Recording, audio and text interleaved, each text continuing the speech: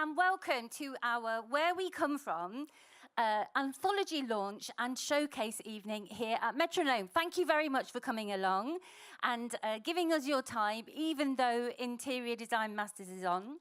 And we have got a fantastic evening for you this evening. Welcome as well to people on the live stream. Can we say hello to live stream people, please? Can we have a round of applause for them as well? Well done, live stream people. You may be eating your stroganoff, but we see you. That's great. So we're here this evening at Metronome. We're celebrating this year of our students' work and activities during our programmes at NTU Arts. NTU Arts is the Centre for Artistic Extracurricular Activity in the university. That's a long sentence. In other words, it's art, music and literature, and an emphasis on trying new things and getting the most out of the creative time that you spend at university. So we're here to talk about and experience where we come from. We called our anthology Where We Come From because we were inspired this year by the work of Aniefiok Ekpoudom and his fantastic book, Where We Come From.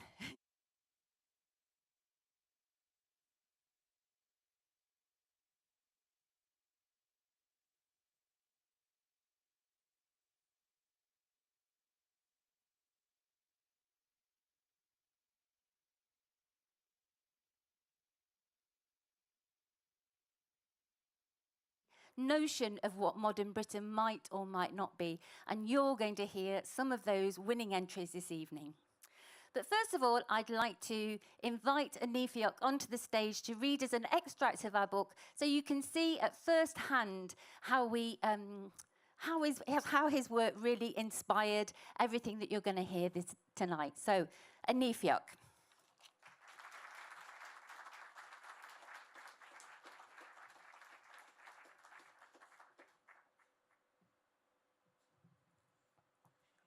Thank you for the introduction. Good evening, everyone. Thank you for having me. Yeah, real honour to be here, and it's been amazing to have come up to Nottingham over the past year or so and work with the students on some of the themes in the book, rap, home, hope, belonging, and modern Britain. Just to give a little context of the book before I read from it, I spent about 5 years travelling the length and breadth of the UK, collecting stories from people about those themes, essentially, where they come from, where they're heading to, where their families come from, and how they exist and inhabit like their different pockets of this island that we all call home. And so the book touches on those themes. My avenue in was rap music. I'm a big rap fan.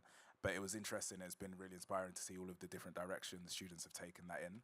But this reading I'm going to give is going to give a little flavour of that process and that journey I was on and those themes within it too. So we start in, this section is from a section in South Wales, a place called Newport, which is on the borders of England and Wales in South Wales. But it's about a guy called Elliot.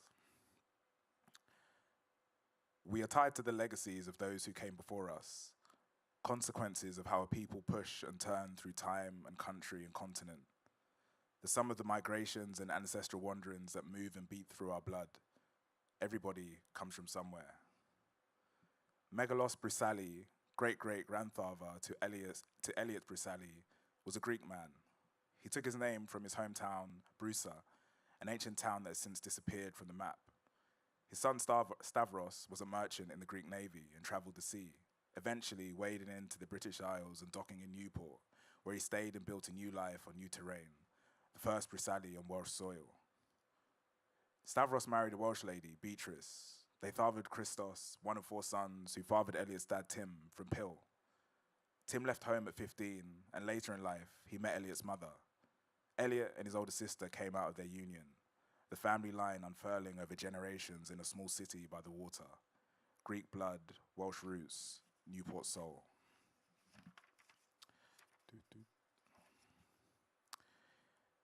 He can show you pictures of himself as a boy.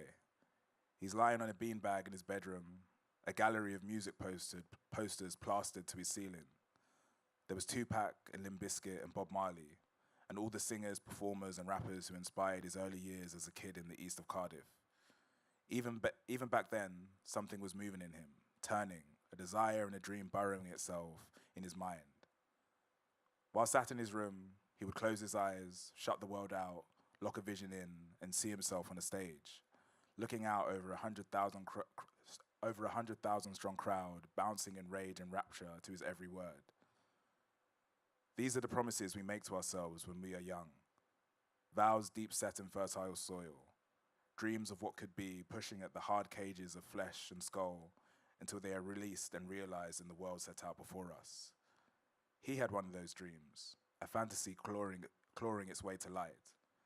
Through his group Asteroid Boys, he would spend the next 20 years trying to breathe those heavy visions into life. But there is more here, and they are more than Welsh and British, more than political theory, more than their postcodes and loose city borders. Some of them are others. They are Greek and Jamaican and Cypriot and Somali, dual nationals who occupy a grey area, a space overlooked by a three worlds model that never quite fitted the frictions and tensions of the country's oldest ethnic communities living out in the heartlands of British Wales. They are the immigrant families who had lived in minority enclaves in the country for generations now, but who still sometimes felt a gnawing tug between birth cities and the lands from which their grandparents had wandered. They were the grandchildren of those who had journeyed across continents and settled in new lands, the kids who had created identity and sound, subtly seeking out a holding space of their own. He was one of those kids, of that generation who pushed the fragments of their scattered identities into music. He is among the young working class boys and girls who stumbled out of Wales' forgotten corners in the early millennium, etching their adolescent realities on early grime and rap productions. They came of age in the youth clubs of South Cardiff and East Cardiff and Newport, a generation who grew up chasing music dreams in South Welsh youth centres. They recorded rookie demos on blank CDs and freestyled on community radio stations. A huddle of boys gathered in the middle of the room like a rugby scrum, an instrumental running in the background, mics passing between palms, everybody taking their turns. Before they were anything else, before they were fathers and labourers and small business owners and barbers and incarcerated souls, they passed around songs via Bluetooth or Nokia brick phones. They stood in youth clubs or in parks or in roads around the city centre, soaking themselves in the songs and sermons from estate kids in cities far away. The hot winds of rap and grime blowing west into Wales, into postcodes that bore CF10 and CF3 and MP20, a heat wrapping itself around the souls who needed a shoulder, lives briefly illuminated in the trailing headlights of street memoirs. So that's where we come from. And Thank you. Thank you very much. Yeah, thank you. Okay, so thank you very much, Aniefiok. Thank you. He needs the whooping. That's good. So we're going to start off with some music. We have three exciting musicians performing for us. They're students at the Confetti Institute. So we have Nick, Lauren, and Toby, and together they are Odd Pulse. Come on, Odd Pulse.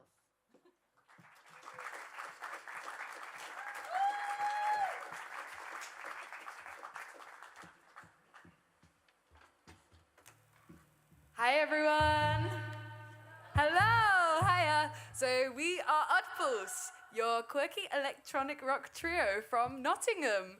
And I just want to start by saying a really big thanks to Rebecca and NTU Arts for having us perform here. It's always great being here, and we've actually got quite a history with this place. Yeah, so this particular show is quite special for us because last Friday it was a year since we first took the stage here at Metronome, which is really special. So the whole topic of where we come from is very special for us in this particular instance. So without any further ado, we'd like to play you a relatively new song called Ivy.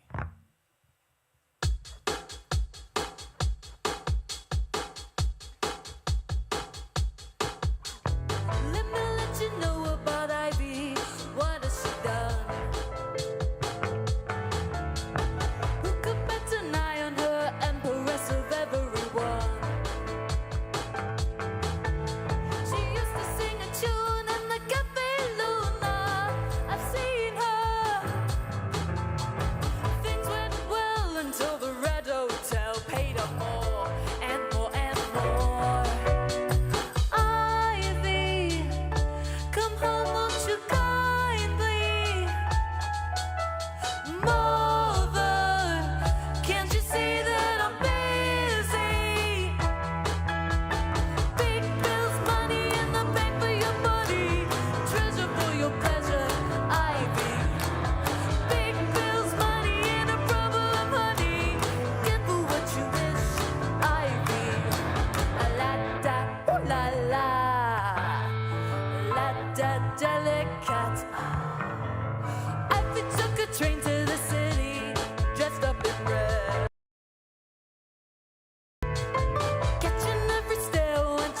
does her hair drop down.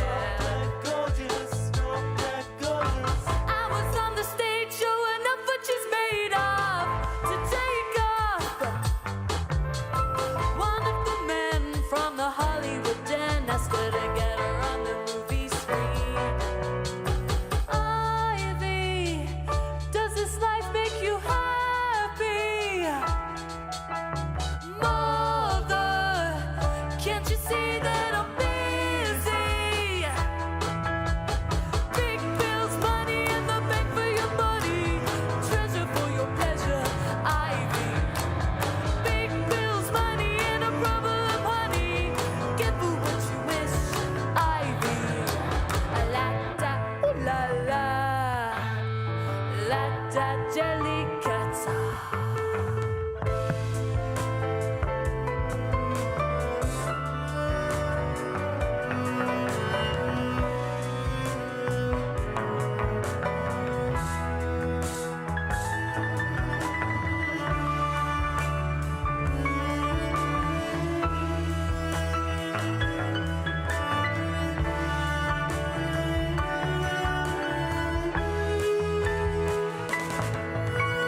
Ivy, what's the name of your movie? Mother, can't you see that I'm busy?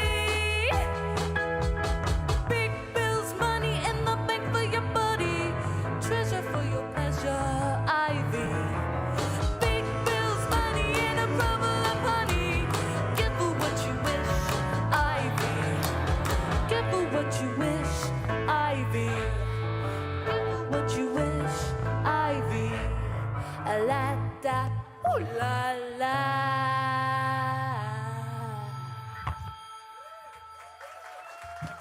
Thank you very much. Thank you. Thank you very much to Oddpulse.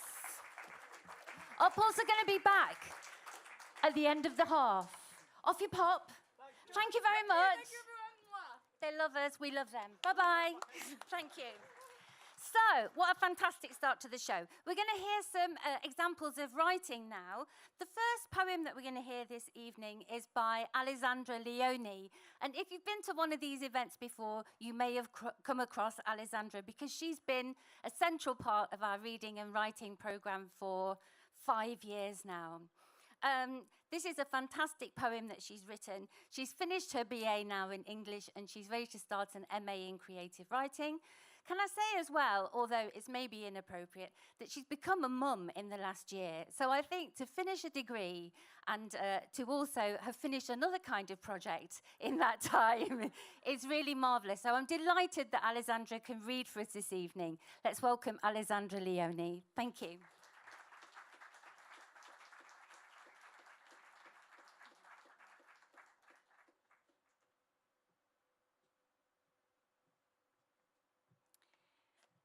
The Lantern in the Storm. Elara lived at the edge of the sea, where the wind was constant and salt settled on every surface. The lighthouse stood behind her house, a column of stone rising from the cliff, its windows facing the unbroken horizon. She climbed the steps each evening, the same way her father once had, before time bent his spine and quieted his hands. The lantern waited at the top, its flames small but deliberate. She cleaned the glass, added oil, and watched the ocean for movement. Storms came quickly in late winter. That night, the sky broke open, rain fell sideways, and waves struck the rocks with the force of something ancient. She kept the light burning. She didn't speak, just stood at the railing, eyes straining through darkness. Far out, a ship was drifting. Rudderless, blind, its crew caught between panic and prayer. Through the sheets of rain, they saw a pulse of gold. Not bright, but constant, like someone saying, "This way." They turned the ship. They made it to shore. Some wept, others fell to their knees. At sunrise, Elara sat by the tower. Her boots were soaked through. Her hands smelt of smoke. She watched the sea without speaking. hope, she knew, didn't always arrive loudly. Sometimes it was just the light that stayed on when everything else went dark. Thanks.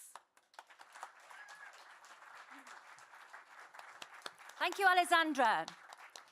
Our next poem is by Paul Molyneux, because our competition was open to students and to staff. Paul is the member of staff who's responsible for welcoming every single new student to NTU each year, which is quite an achievement. He is taking a well-deserved holiday at the moment, but his friend and colleague Jonathan Hale is going to read his poem for him. Now you can find this towards the back of your anthology, and it's in the shape of a spiral. So if anybody would like to do some cartwheels during this performance, that's absolutely fine. Please feel free. No, don't do that. That's fine. Jonathan Hale, thank you.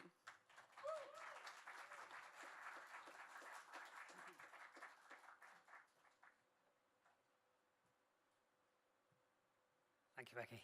It's a pleasure to be here. Perfectly still. Perfectly empty. Random particles in space. Interstellar dust. Matter and energy. Orbiting and fusing together. Remnants of an ancient beginning.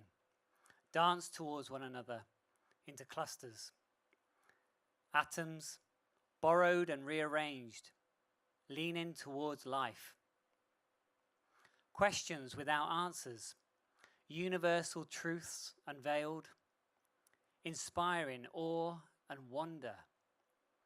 Nature revealed, the patterns and harmonies underlying everything make music. Forks in the road, choices, love, joy and loss, using the wisdoms passed on to us, conflict, celebrations, the marks they leave behind, unintended consequences inherited from ancestors who, just like us, made it up as they went along. This is where we come from, the stuff we're made of. Then, invisible forces overtaking, now collapsing, spiraling back into silence. Thank you. Well done, Jonathan. That's great. Thank you. Thank you very much, Jonathan. Are you okay? Are you still there? Good, good, good. That's great. So, our next reader is Ria. I keep standing on my tiptoes. I could just move the microphone, couldn't I? There we go. Ria Rampasad. Ria is a first-year law PhD student. Woo! Originally from Trinidad and Tobago, with an interest in how foreign language and accent shapes our identities and outcomes. So she's going to read her poem Motif for us this evening. Please welcome Ria.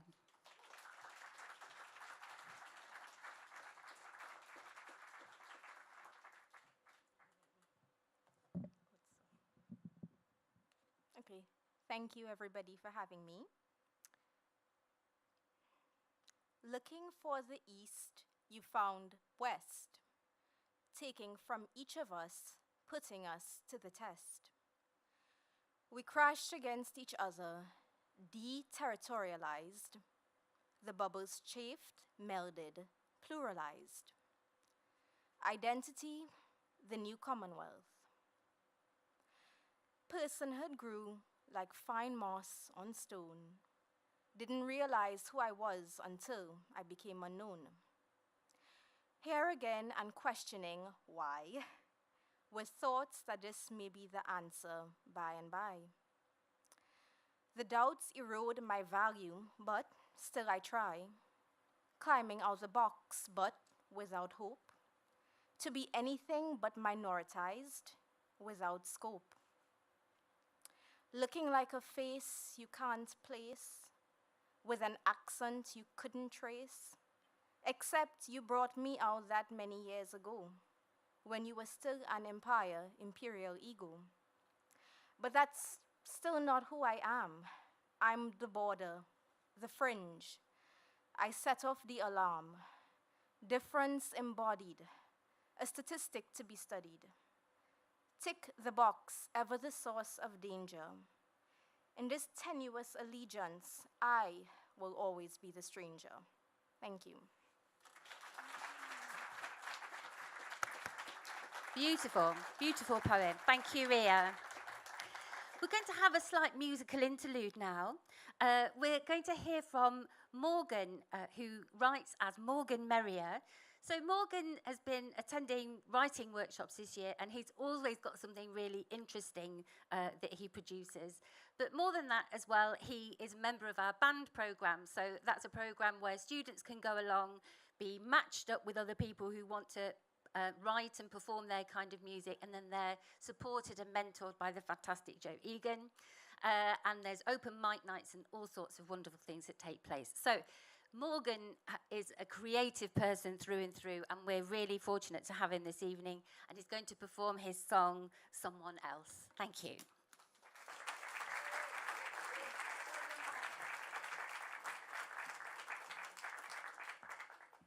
Hello. Very nervous.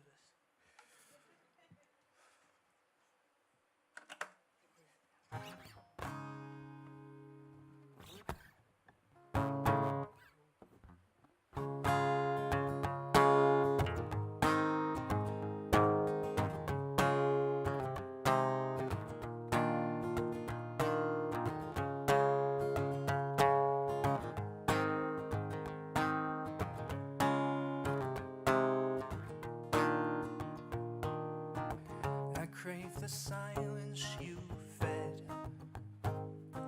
poison injected in head.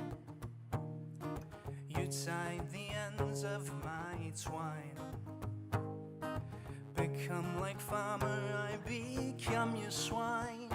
But why would I be someone? I don't wanna be someone else. Reject the notion of loss. Still tell myself I cannot belong. Succumb to feeling I dwell. Keep falling down deep, wishing wells.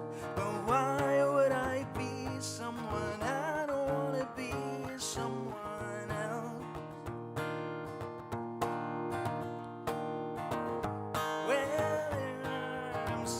Sentimental, it seems I've broken past my regrets. I say over and over, I'm winning. Well, it's fundamental, it seems I've broken through my defense. I say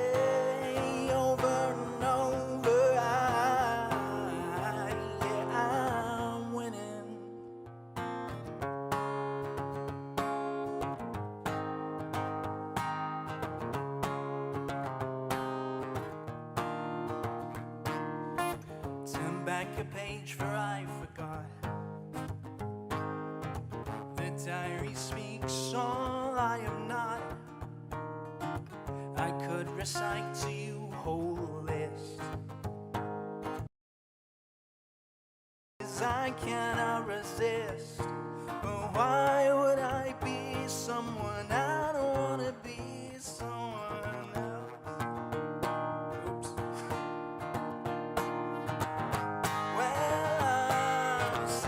Sentimental, it seems I've broken past my regrets. I say over and over, I'm winning. Well, it's fundamental, it seems to break right past my defense. I say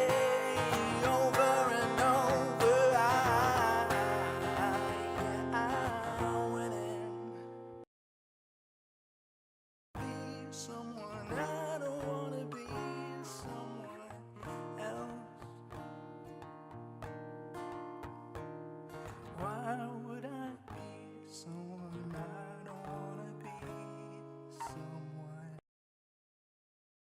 That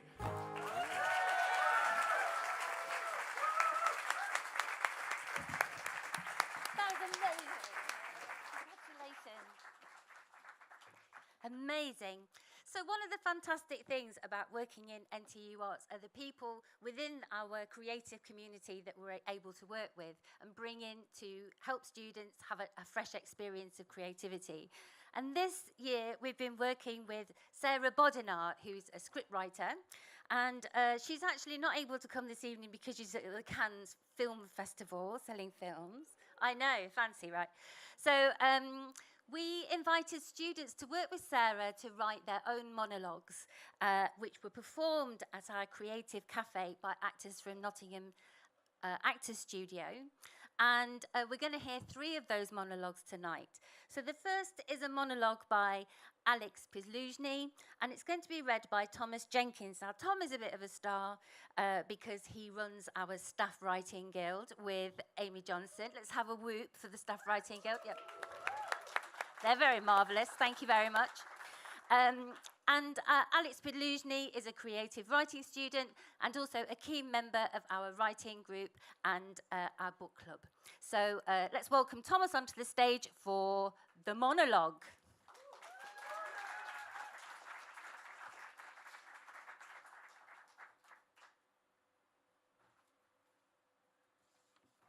Thanks a lot, Becky. I can't get over how good Morgan's voice was. That was just angelic. Yeah, that was.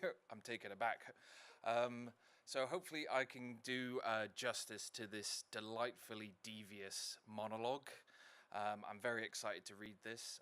So I do run the Staff Writing Guild along with Amy. We meet every Wednesday, 5:30 to 7. At the Culture Lounge. Feel free to message me or Becky if you want any more information about that.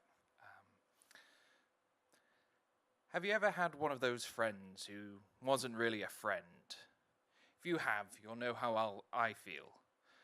For years, I thought Richard and I were a team for life, but to him, I was just an occasional source of amusement. By the time we were finished school, I was ready to move on to a life without him. And, as luck would have it, I met the girl of my dreams at uni. From the day I first laid eyes on her, I'd known we were destined to be together. We were sitting next to each other in a lecture, neither of us knowing who the other was. The lecturer had just asked me what pathetic fallacy was. I had no idea. Then Jane put up her hand and said, "Applying human feeling to animals or objects." I turned to her and was greeted by the sight of a blonde, blue-eyed beauty. She wasn't just the prettiest girl I'd ever met. She was also the most clever and gifted. I mean, how many people are smart enough to get a thumbs up from the lecturer? I tried to talk to Jane after the lecture, but she'd gone off with some friends.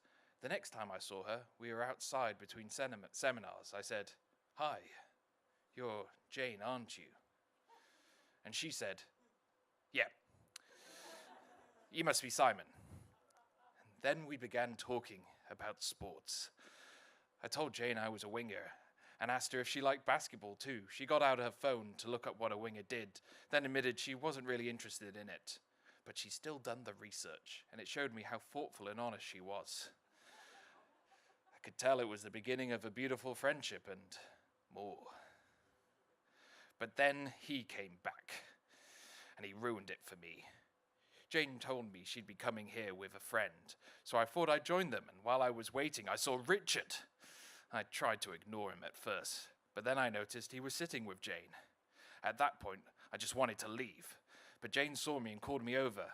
I knew I had to respect her wishes. Richard seemed thrilled to see me again, and I put on my best pretend smile as I shook his hand. After that, I managed to start talking to Jane, and Richard faded from our world. It was just the two of us, all alone with nothing getting in our way. She mentioned her plans to go to India for her gap year and how she was thinking of going with someone special. Before I could take my cue to say, "I'd be more than happy to go with you," she turned round and kissed Richard, right on the lips, and he kissed her back. Now, I was shocked, but I wasn't worried at first. There was nothing going on between them, but there was. Jane and Richard are going to be together for life, a life I'm not part of. How a wonderful human being like her could see a sad lowlife like Richard as a friend is one thing, but to love him? They barely know each other. So how can he love her like I do? He's probably enjoying his victory right now. Jane's just gone to the toilet, and that gives me the perfect opportunity to one-up her miserable boyfriend. I want Richard out of my life for good. Who cares if she thinks he's stolen her wallet from her and put it in his bag? I know I shouldn't be doing this really, but once it's over, Jane and I can move on. This is my chance. I've been preparing for this ever since Jane and I met 2 days ago. I'm going to propose. Thank you. Good. Alex, could you stand up, please, so we can applaud you? Where are you, Alex? Where have you gone? Hey! Thank you. Thank you very much. We're going to hear next from Funto Afuape. When I asked her if she wanted me to say which course she'd been doing, she said, no, not really, because it's like an MSc in the colouring in of crayons in the business world. So you will have to ask her yourself which course that is. So she's going to read a piece today called My Father's Daughter.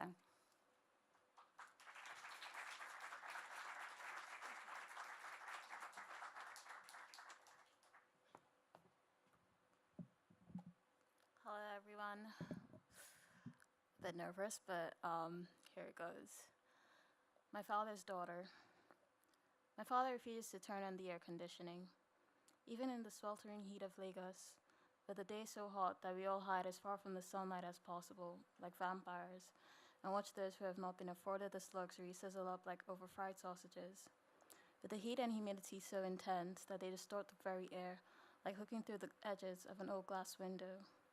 The most my father will do to spare himself is turn on the fan. All the fan does is blow the hot and heavy air around, doing nothing to cool it down. So I ask, with a sigh, why we cannot just put on the air conditioning in the living room. He answered that the only thing worse than this heat would be going through all that trouble to shut the windows, switch the AC on, and even enjoy a few moments of relief from the heat, just for the power to go out and have to deal with the heat again, but with the memory of when we didn't. I think this is stupid. I also think that it is too hot to argue, so I go to my room, I close my windows, turn on the air conditioning, and fall asleep. I automatically take a step back without even realizing when my housemate stretches out her arms to hug me. She puts her arms back down to her side, and I am mortified.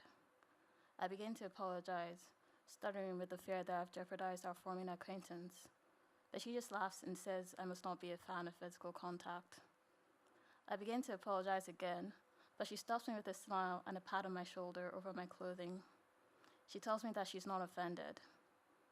We become acquaintances, friends even, but rarely does skin touch skin. I haven't hugged anyone since the first day I arrived in this country. Physical touch is so rare to me that I'm startled when it happens, even if it's merely a passerby brushing against me on their journey. The realization that I can in fact feel touch, can in fact be touched, shocks me. Yet I retreat from every hug and offer a smile and wave before the other person can offer me their hands to shake. The thing about starvation is that if you grit your teeth and bear it for long enough, it stops feeling so painful. You can even begin to forget sometimes how hungry you are. Once you reach this point, there is no point in eating unless you're sure you can eat your fill. Otherwise, you'll just remind your body to cry out for sustenance. Just remind yourself how much pain you're in. Just prolong your suffering. I have reached this point. What can I say? I am my father's daughter. Thank you. Absolutely fabulous. Thank you very much, Funto. Okay, we're now going to hear from a student called Jamie Brown. He's just completed his studies as a BA creative writing student, where he focused largely on script writing and poetry. And tonight he's going to perform his piece called Movement. Thank you very much, Jamie. He's coming this way. Here he comes.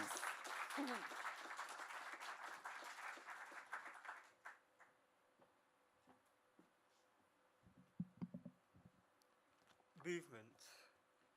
Let me just move that Okay, so thank it's you. the right Thank height. you, There thank go. you. You can get a bit closer. Okay. Movement. Back of bus, full of regret.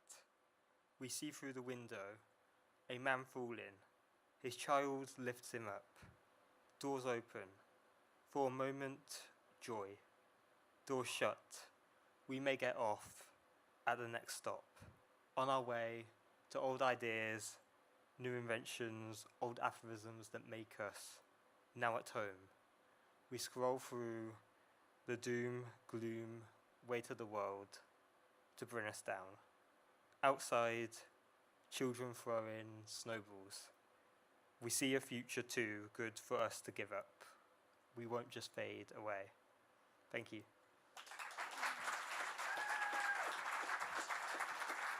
Whoop! Woohoo! Thank you. Thank you, Jamie. Beautiful poem. We're going to hear now from Tony Big Issue. Tony is a poet from Beeson, and to fund his poetry habit, he's also a member of staff at Nottingham Trent Libraries, because you don't make any money being a poet, take it from me. There's no money in poetry.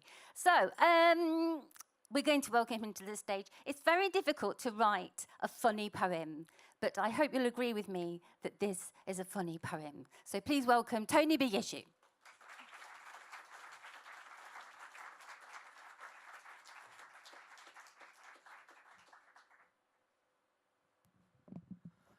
Thank you.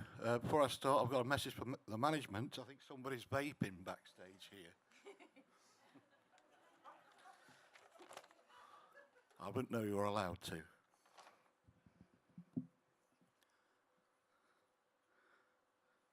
This is an improbable uni romance traversing the north-south divide between a Derbyshire lad and a Kentish princess. It's based on true events, as witnessed by myself when I went to see my son at university in London and his new girlfriend. It's called I'll Give It 6 Months If We're Lucky. You say it's filthy, I say it's mucky. You say it's privilege, I say it's bloody lucky. You love to watch Titanic, I watch The Bride of Chucky. I'll give it 6 months if we're lucky. You select the patata bravas, I have the cheesy chips. You drink only Earl Grey, I have PG tips.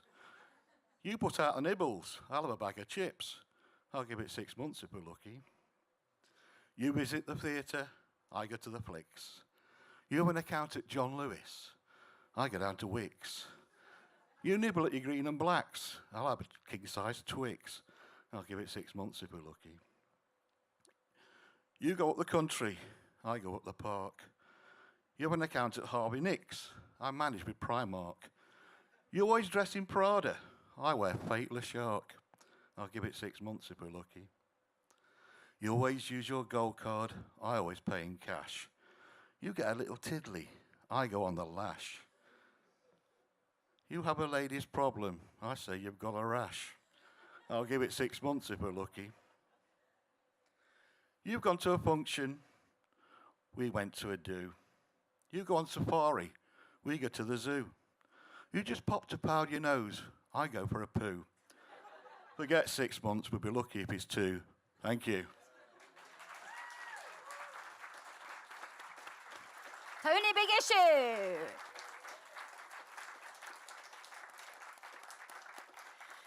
So our final reader in this half is the staff winner of the creative competition, Lee Fung.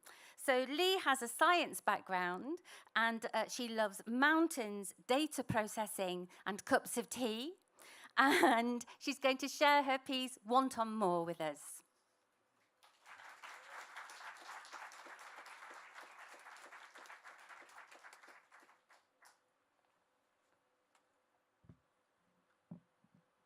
Thanks very much, Becky.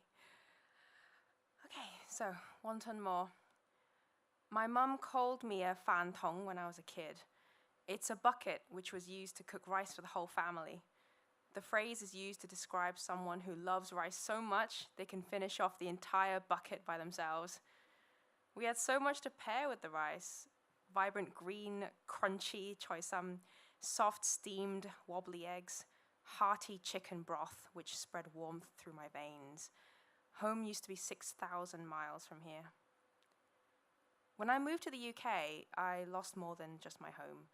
There were a lot of root tubers in the UK supermarkets, but far less of the leafy kind of vegetable. The kaleidoscope of fruit, lychee, longan, mongo, folongo, mokwa, laolin, was also gone. The brazen sun which I sweated so painfully in was now a grey sky with the occasional drizzle. The heat moved inside my home instead, stirring within the kitchen. Cooking became something me, my mum, and sibling would bond over as we adjusted to the colder climate. My family and I can't forget our roots, the culture we came from, but we also had to find a way to become a part of this new world. Sharing of our food became an important way to bring our home here. We've had dim sum with friends several times before. It would always start with argumentative Cantonese between the three of us. There was also some vigorous pointing at various menu items. A waiter came over afterwards and outpoured a stream of fast-paced dialogue. Shortly afterwards, mouth-watering food would start arriving. My friends asked me what everything was, and I replied, "It's cha xiu bao, ha gao, jia leung, lo mai gai, lo bak go, and of course you must have a dan tat." They would then sigh at me and ask, "Okay, but what is it?" "Delicious," I said. Over the past few years, I've been exploring the foods on this aisle. Jam is something I make every year, and elderberry is my favorite. Local cheeses laid out across the board are as enticing as the fruit stalls from my old home. Did you know there's a Yorkshire pecorino? A good hearty pie always hits right too, with a buttery pastry and steaming hot filling. Stews and soups are especially welcome during the long winter nights, with those classic combinations of potatoes, leeks, and carrots. Bread here has such variety. Dusty white loaves, freshly baked sourdough. I was once an unwilling participant in an argument about cobs, baps, rolls, and buns. Tea, of course. I've always got to have a cuppa. Believe it or not, British cuisine is fascinating and delicious, and I'm sure there's more for me to try. I will always be a Fantong, but I feel a much stronger connection to this land now. Thank you very much.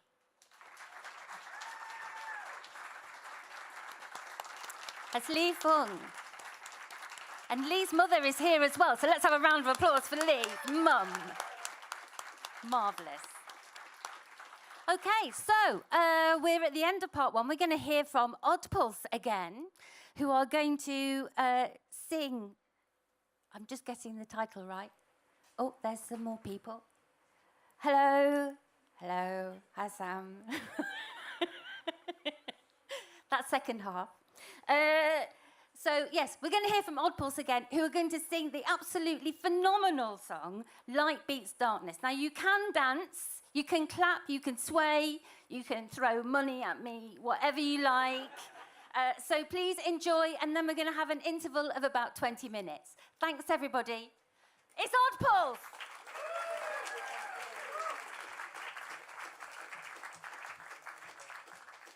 Hello, everyone. We're back. Right, so this song is written before Odd Pulse even existed. You know it, you love it. It's Light Beat Darkness.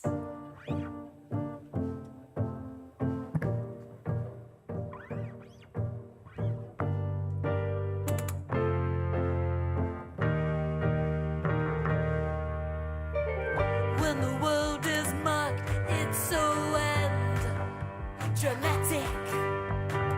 When I feel so scared, it's scrappy. I will just have gone to bed.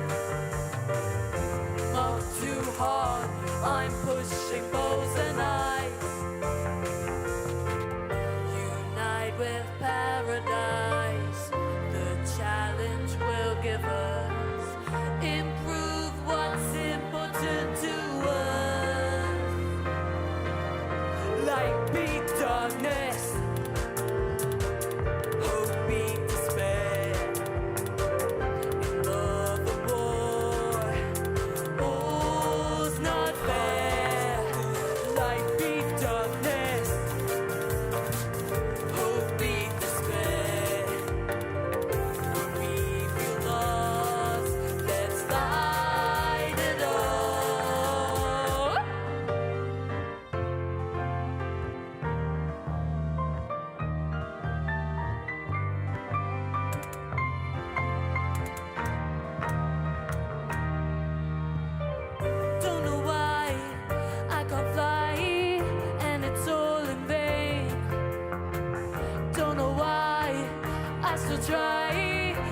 it's all the same.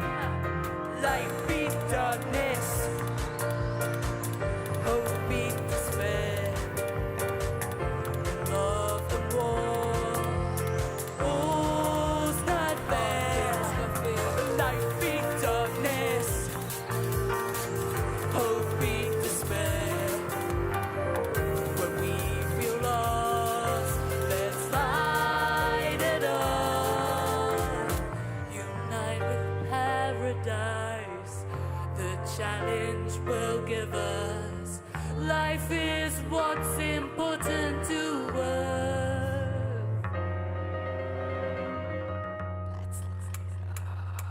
Light beat darkness, hope beat despair, in love and war. All's not fair. Light beat darkness, hope beat despair. When we feel lost, let's light it up.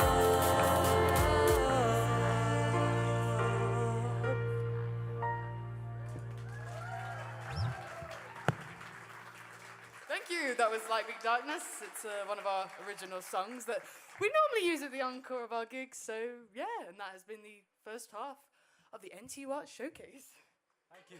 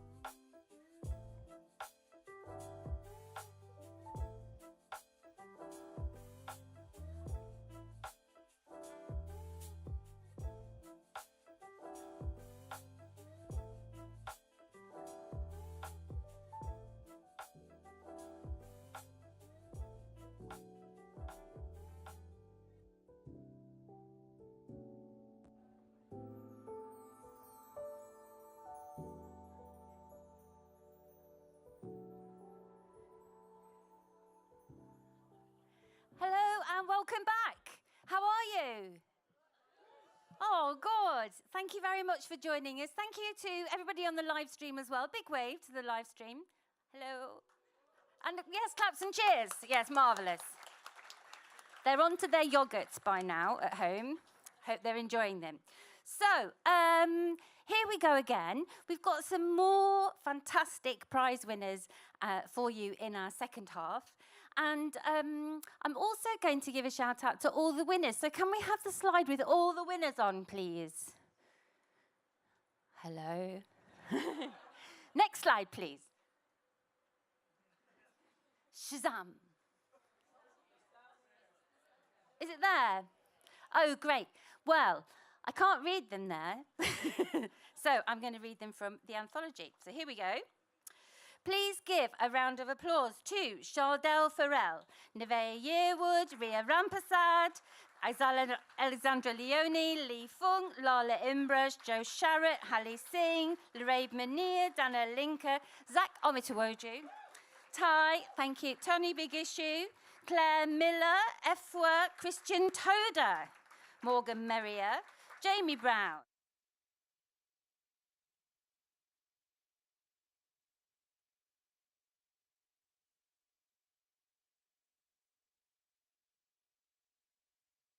Paul Molyneux and Katie Demanska. They're all marvellous. And you can see an exhibition of their fantastic art. Now, the art, some of those entries are from the competition, and some of them are from the commission that we put out to the graphic design and illustration course leader, Catherine Coates. And you'll see this fantastic cover. Do you like it? Yes. It is the work of Lily Williams, who's sitting in the audience. Let's give her a round of applause. Lily, stand up, please. Marvellous. So Lily won the commission. Congratulations. But there were so many fantastic responses to that commission that we've featured some of those in the anthology, and you can see them in the exhibition in the foyer. So go and take a look. I should also say thank you very much, while I'm thinking about it, to the judges. So we were very fortunate to be joined by Jay Sandu from Nottingham Poetry Festival. We had Elaine Crow from the Staff Writing Guild. We had Tom Godfrey, who's the director of the gallery, and we had Kai Northcott, who's doing a PhD in creative writing.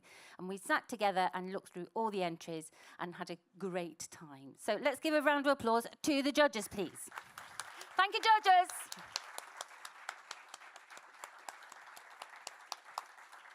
Enough of that. So our first performer of the second half is James Sugden. So James has got a first-class degree in economics now. I know, so fancy.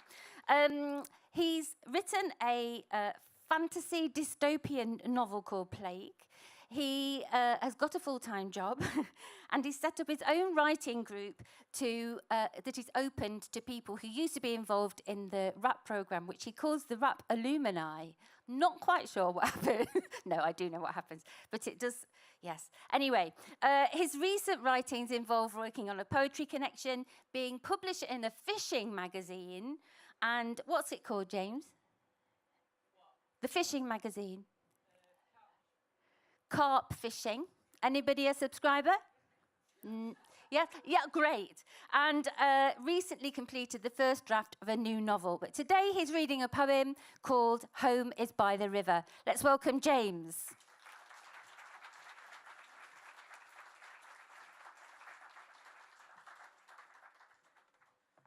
I can't see a thing. Thank you for coming back. I think there's somebody there. Good, I can hear someone. First things first, if you are part of RAP and leaving at the end of a year and fancy carrying on, we are reviewing the dates a bit. It's quite a fluid process, but ask Becky for my email. I'm sure she'll send it over. What I'm reading tonight is a gazelle, which I have to admit is the most technical poem I've ever tried to write. I ended up having to count the syllables. So here's go. It's called Home is by the River. If a home is where the heart resides, then my true home is by the river, where a portal you can pass unknown to a land of nymphs by the river. Where the winter flood rushes past your feet, wonder where trolls sleep by the river. Where the eddies boil behind the tree and the birds sing down by the river. Where the swans swim on by with the flow and the weir roars all day by the river. Where there is flow when the lakes are frozen shut, frosty grass crunches by the river. Where you watch the rod for the free foot twitch, that's a barbel bite by the river. Where you can trot a float down a glide and see a dace flight by the river. Where some feather and twine cast just right may topple Fish King by the river. For my true home is where water flows and where time stands still by the river. Thank you. Fabulous. We've got the second of our 3 monologues now. It's read by Claire Suzanne, who's also the writer. And Claire's just finished BA in creative writing. I'm promoting you, Claire, already. A BA in creative writing, and has been part of the RAP programme for the last 3 years, I suppose. I've asked her to do all sorts of things, write poems for people on demand, be a book doctor, all kinds of ridiculous activities. So thank you very much, Claire, for being here to read your monologue this evening. Thank you, Claire.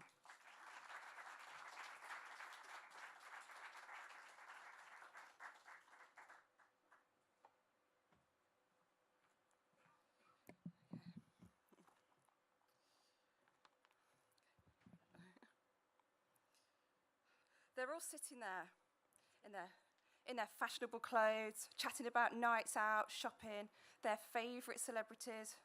What do they see that I don't? Why can't I just be normal? People have long since told me I'm weird, the odd one out, the one that refuses to add a voice to the echo chamber. Instead, I'm always thinking, always questioning why I question. Why can't I just take someone at their word? Why am I always compelled to research everything? And if it doesn't make sense, I can't believe it. And if I don't like the answer, well, let the battle commence, me versus the world. But it's draining, it's exhausting. This ability to think outside the box, as the saying goes, is a blessing and a curse. Sometimes I just want to be able to see what's inside the box. Oh, it drives me mad. If only I could not notice everything. Not to always be so awake. How nice it would be to fall into a deep sleep, calm and silence. To be able to walk into a room and not feel like my head is scrambled and my heart is trying to escape. To be able to walk up to a group and not have to search for the script I spent so long learning, only for it to suddenly disappear. Loyalty cards, influencers, adverts, I see straight through them.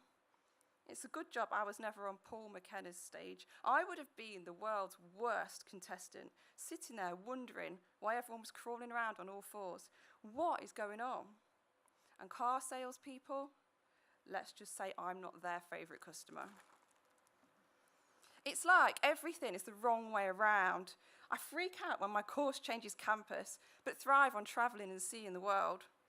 I can memorise the entire highway code, but get lost driving with a sat-nav. I shun the latest fashion, but follow someone around a crowded room like a Klingon, stuck for words. I don't know how I feel. I don't care what's trending on TikTok or who's who on Love Island. I haven't booked a holiday, and I haven't checked the weather forecast. And if someone asks how I am, do they really want to know the answer? Don't get me wrong, I mean, I can conform when I want to. In fact, I'm quite good at it. Faking confidence and mimicking people. It's an art form I've learnt through 40 years of experience. People say they get nervous when giving a presentation. I do that performance every day. It's made me nearly normal. Nearly, not quite. Because you know what? The more you focus on perfecting your body language, the more you have no clue what people are saying. And it's exhausting, you know. It's exhausting and it's lonely, having to pretend to be someone you're not in fear of being branded rude for not knowing the rules, or awkward for following them. insubordinate for asking for clarification, or opinionated for, having an opinion, or the worst, over-dramatic for rejecting these labels. So I'm done with masking. I questioned why I can't be normal, and the answer is I don't want to be, because it's not real. So enough is enough.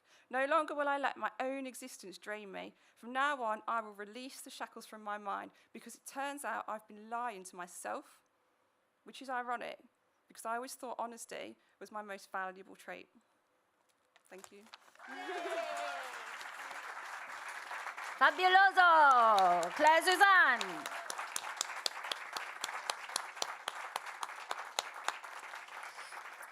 We're going to hear from one of our staff writers now, Joe Sharrett.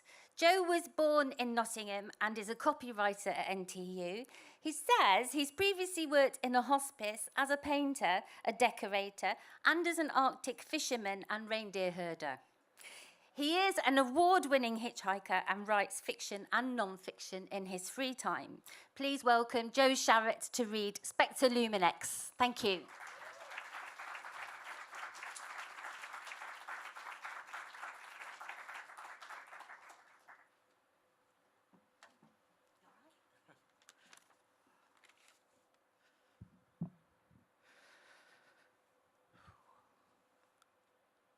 I was raised in front of factory gates, and the beat of my childhood was the rhythmic bang, bang, bang of ball meeting iron on Saturday afternoons and of fists meeting flesh on Saturday nights. But before all that, we had Top of the Pops on Friday evenings.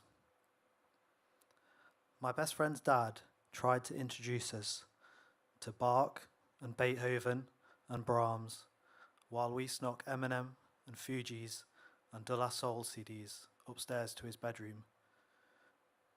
When we had sleepovers at my house, we'd climb downstairs and watch the grown-ups fall about, the Wailers and Bob Dylan and the Rolling Stones blaring as the smoky, sweet smell of their draw filled the air. The first thing I ever bought for myself was Now That's What I Call Music 19 took from my mum's purse. I was raised in front of factory gates, and one hot summer night I woke and watched a car chase a manic castaway of a man up the road. To him and me, there must have been no greater fear than being caught, because as he ran, he turned and fired 3 shots. Bang, bang, bang. I can still hear the bass line and the splintering of glass, the percussion of terror. I was raised in front of factory gates, and the first words that changed my life forever were, "Just be a man." The taste of Sunday mornings was the taste of blood, and the pain of Monday mornings was that there would always be another one, and the disappointment of Friday nights was that one was never quite enough. Like he knew how. I was raised in front of factory gates, and under the cover of darkness, we'd climb to the other side. Real and imagined, reality and imagination. Parties, and spin the bottle, and amphetamines. I've never had a better friend, and I've never lost a better friend. The last time I saw him, we played Mezzanine and Siamese Dream. I still have his copy of 3 Feet High and Rising, and the scar where we cut ourselves on the railings. I was raised in front of factory gates, and the first time I fell in love, we lay together as Just Looking played from the room next door. There's things I want, and there's things I think I want. And the irony of it all is that the older I get, the less sure I am about what I want anyway, and I'm still terrified of being caught. If music is rhythm, and rhythm is waves, then the tide that carried me away from those factory gates is the same one that pulls me back. But you can't return to something that doesn't exist anymore. The notes never sound the same twice, but we play the old songs again anyway. We'll always play. Thank you. Wonderful. Thank you very much, Joe.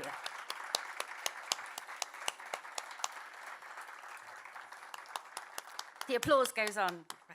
Our final monologue this evening is by Becky Ekpoudom, and she is completing an MSc in biotechnology and took part in our monologue project. So I'd like to welcome her to the stage.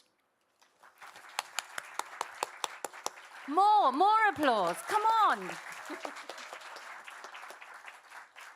Hi, everyone. I stand resolutely, eyes fixed on the mission, hand hovering over the button, embodying the weight of my decision. I stare into the abyss of submissions, and the abyss stares right back at me. Instead of the light at the end of the tunnel that says, "Okay, you can stop now," I see an infinite number of "if you can keep going" signs. In front of me is a machine, and the button that says, "Okay." If I press OK, boom, every one of us can see our multiple realities. What that means is you can see your past, you can see your death, whom you're going to get married to, your worst nightmare, your success if you achieve your dreams. I've been working on this for more than 5 years now, and I'm almost finished.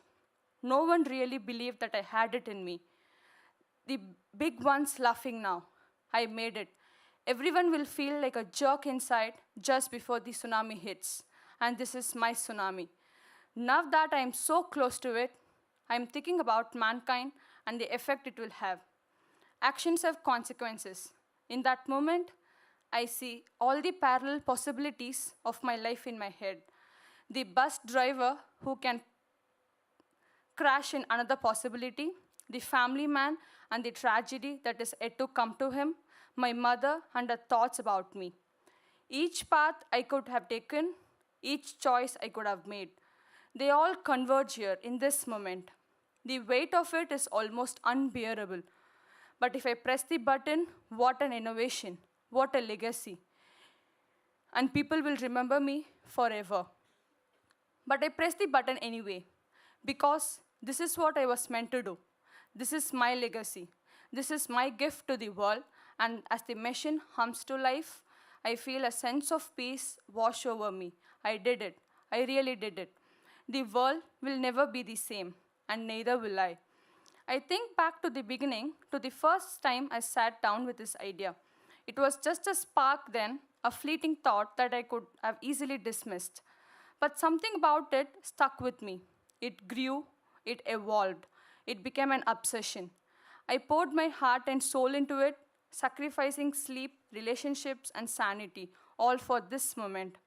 As the machine continues to hum, I think about the people who doubted me, who said I would never make it. I think about the nights I spent alone, questioning my sanity, wondering if I was chasing a fool's dream. But I also think about the moments of clarity, the breakthroughs, the small victories that kept me going. They were the fuel that fed the fire within me. And now, here I am, on the brink of changing the world. The weight of my actions is heavy, but it is a burden I'm willing to bear, because I know what I have created is bigger than me, bigger than any person. It is a gift to humanity, a beacon of hope in a world that desperately needs it. So I stand tall, shoulders back, head held high. I press the button and I watch as my creation comes to life. The world will never be the same, and neither will I. Thank you.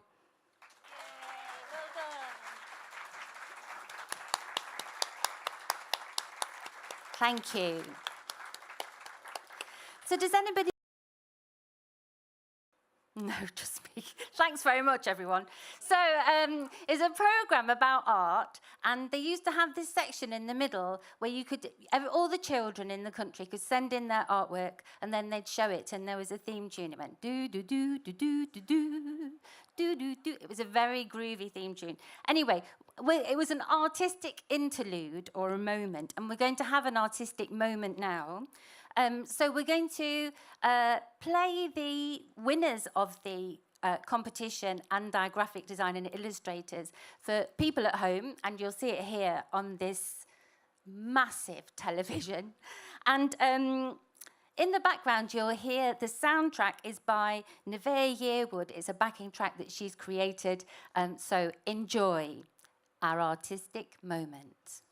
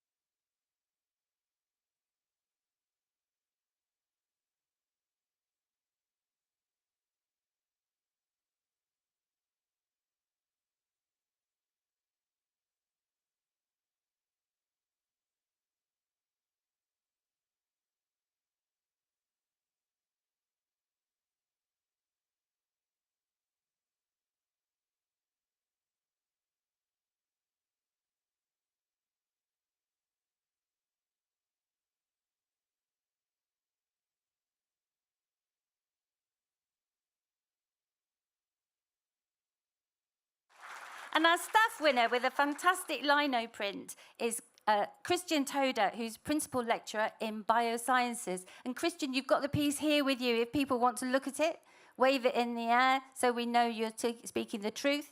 Here it is. Marvellous.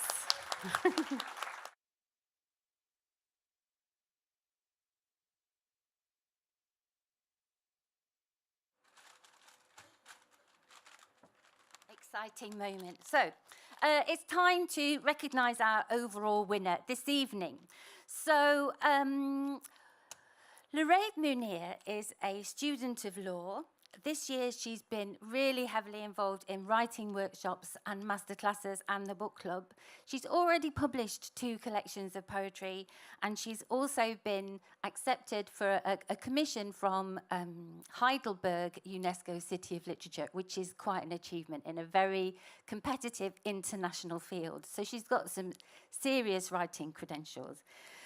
This evening, her work is going to be read by Dr. Panya Banjoko. So Panya is quite phenomenal herself, actually. What a force these 2 women are.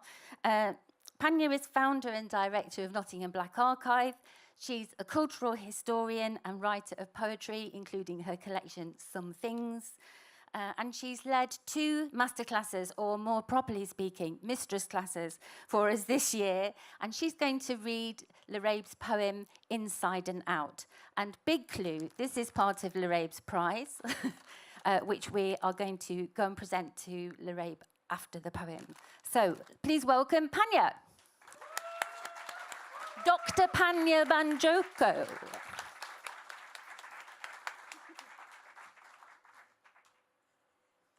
Thank you. I tell you, I don't know who is as tall as this. Who on the planet is that tall? Good evening. Hello. Yes, this is an honor to share this poem. Can you hear me okay? Yeah, an absolute honor. I'm a poet myself, and I generally and don't feel worried about doing that, because it's my own work, and if I fluff it, then it's my own work. So I feel immense pressure to get this right, because it's a phenomenal poem, and I want to do it justice. So please, keep your fingers crossed for me. This poem is called Inside and Out. Axel Rudiger, right, you see? That is the pressure. That is the pressure. Let's get it right from the start, and let's move forward with positivity.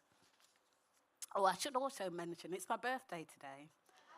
Just thought I'd mention that. I generally don't do anything on my birthday, but I thought I would do this. Let's hope I don't regret it. Axel Rudiger kills 3 dancing children because he can. In court, he is mute of malice.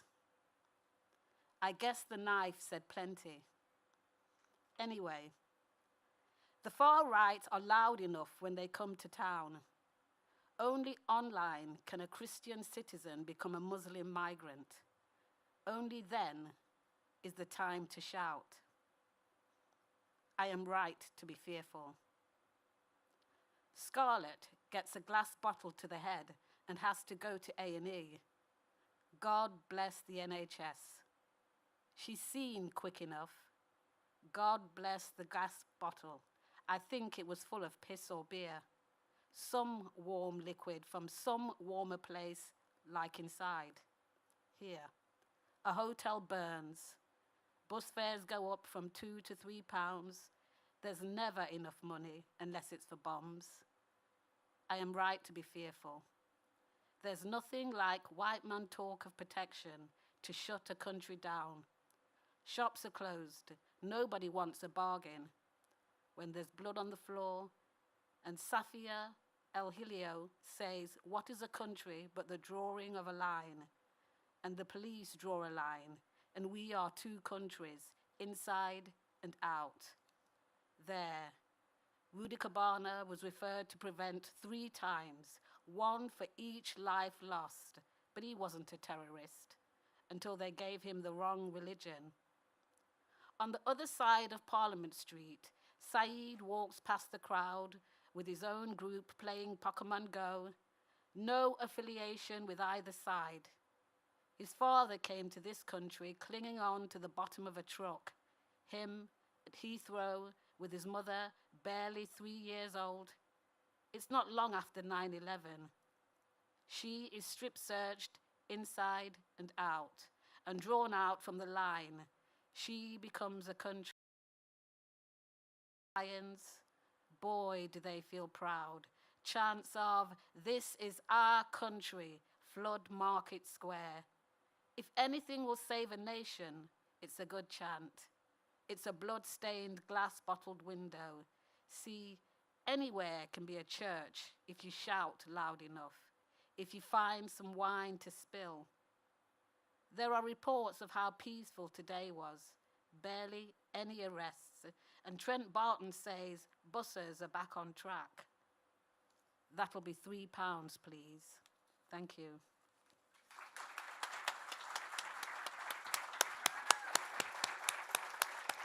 So Larabe wins an NTU short course up to the value of £695, a book bundle and some Goodwill vouchers, or not vouchers for Goodwill in America, no, some vouchers sent with Goodwill. So I'd like to present Larabe. I'm going to go down these stairs, hopefully successfully, and present her with this package, which is her prize. So please give her a round of applause.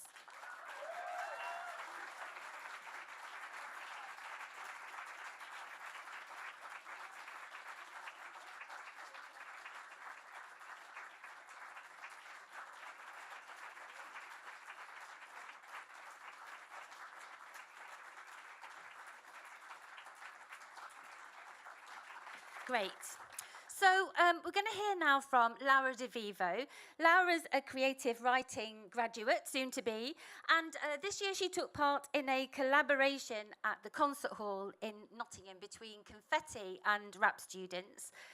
It's a Confetti MA in Performance students were holding a project called Repurposing Myths. So it was a kind of a collaboration and led by Paul Adey, aka Rapper Capo.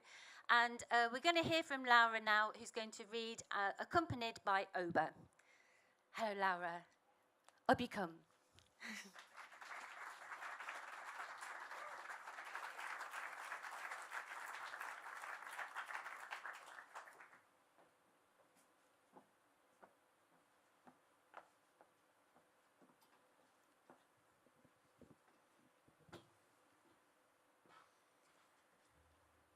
I have to say, this poem only exists because I don't read the small print properly. And had I read the small print properly, I wouldn't have put myself forward for something that required me to read to music.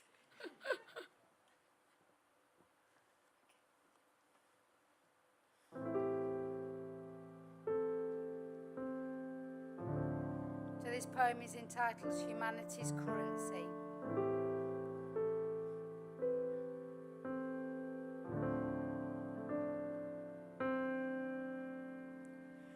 A city, charmed, takes a child from her parents' watch.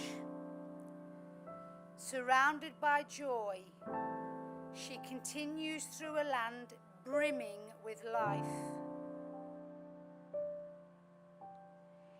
In her hands, a beautiful box.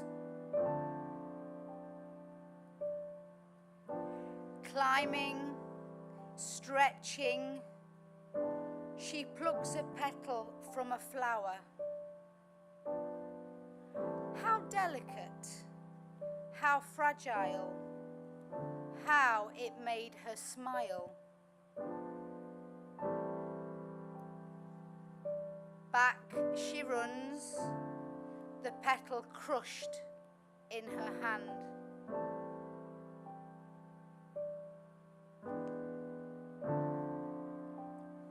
A city now cursed with conflict takes Pandora from the gods' careful watch. Surrounded by the sorrows of her crime, she continues through barren soil. A land now bereft of life. In her hands, the remains that were once a beautiful box now serve to prove her ruin.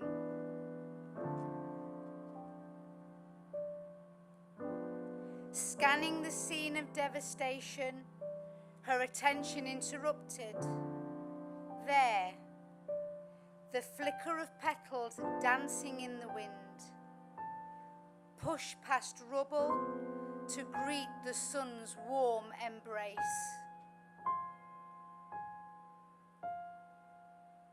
This is hope.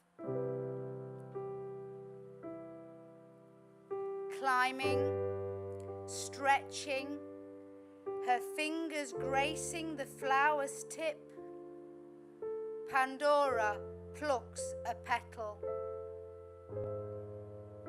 and investigates her souvenir. How hardy hope appears to be. How steadfast and how true. She smiles with excitement.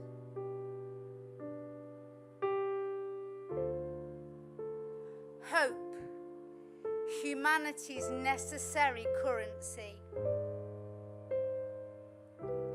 The price we pay for Pandora's imprudence. And in the distance, Zeus calls. Back she runs. Hope held tight in her hands.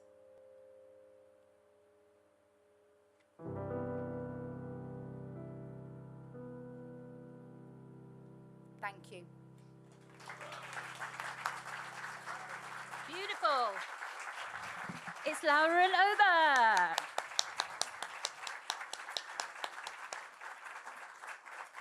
So we've got 2 more performances for you. The first is, I was going to describe him as NTU's poster boy, but I'm not going to do that. Zach Omituoju is a graduate of NTU, and for a while, I mean, he was on every single poster. He's still on a big banner outside the Arkwright building. So he's left, but he hasn't left. He's still here. He was a student ambassador. He worked with the City of Literature. He's currently spending the last couple. Currently and has spent the last couple of years working on his own writing, poetry, stories, trying out different writing forms with the hope of writing a collection. And he's here today to share his winning entry as an alumni entrant with us, Zach Omituoju. Thank you.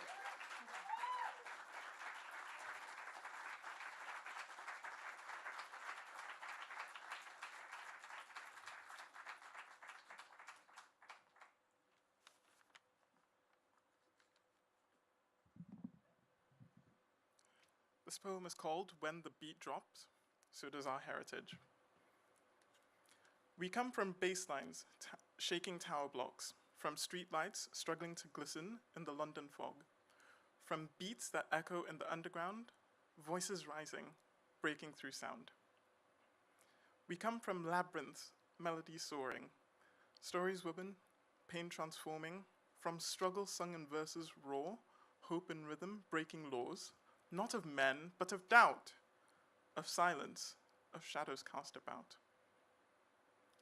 We come from Lagos, loud and bright, markets bustling, neon lights, from mama's hands, from streets alive, dreams igniting, dreams that thrive.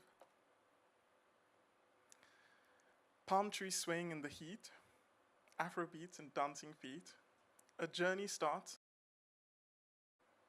We come from corners where cultures collide, where grime and gospel live side by side, where schoolyards echo with tongues untamed, yet every name holds weight, holds flame. We carve out space, we claim our ground. We build in beats in every sound. We come from hope that doesn't fade, a city built from all we've made, not just bricks, but blood and soul, not just glass, but dreams made whole. Britain's more than just cold and grey. It's intelligent voices raised, it's sharp minds that stay. So here we stand, we write, we rhyme, we shape the future, beat in time. Rap is home, this land is too, where we come from, me and you. Thank you. Thank you, Zach. Thank you. Oh, it's really nice to see you. So, it's the thank you time. I'd like to say thank you very much to the following people. The NTU Arts team, Metronome front and back of house, and the fantastic technical team. Thank you very much indeed. You can clap. Yeah, thank you. We want to say thank you to NT Music and to Joe Egan, and also thank you to NTU Estates, who move everything everywhere. Thank you very much to all the writers and artists who entered the competition. Thank you to our judges.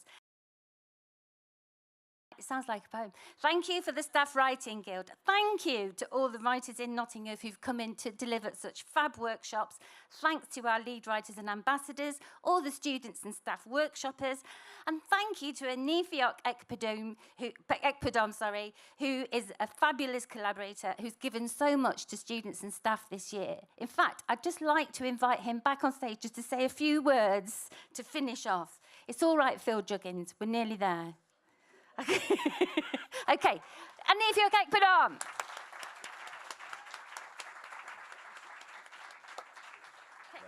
So how have you found it?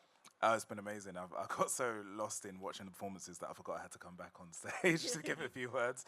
But I think it's been really beautiful. I think it's beautiful to see how people have taken some of the themes and reimagined them in ways that are pertinent to their own lives and their own stories and their own places that they come from. So I think it's been really powerful. It's been really inspiring for me. And I just want to thank you so much. And thank you to everyone as well. So. Thank you. Thank you so much. Thank you. That's enough, isn't it? That's good. Let's keep it brief. So, thank you, Aniefiok. Playing us out tonight, we have Sarondas, who have been working with Joe in the band programme. They are David Asamanid, Jorge Fernandez, Indigo Resiere, and Sam Vickers. Although Jorge is really poorly, so Reese Apfelbaum is very helpfully standing in. So we commissioned Sarondas to go and have a look at our exhibition in Bonington Gallery, the Weird Hope Engines exhibition, which is about tabletop role-playing games and the way that they embrace playfulness and play and alternate possibilities. And Sarondas are a jazz band, so I'm really looking forward to hearing the alternate possibilities they've captured in their piece. So thank you very much, everybody, for coming along this evening and for listening to all of our students and staff readers. The pizza is on its way. So enjoy the jazz, man and woman. And thank you very much for coming. Thank you.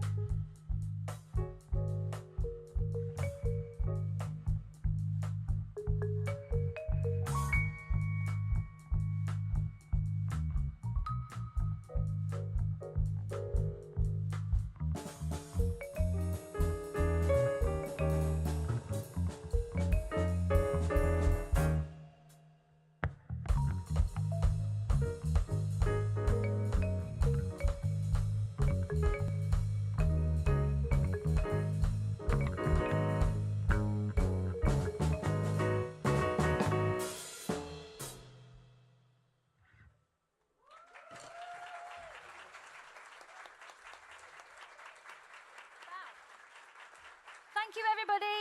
Thank you. And could all the performers, please, and all the Anthology people who are in the Anthology, please just join me briefly on the stage for a photo. Thank you very much. Please, the rest of you, go and enjoy pizza. Adieu. Thank you.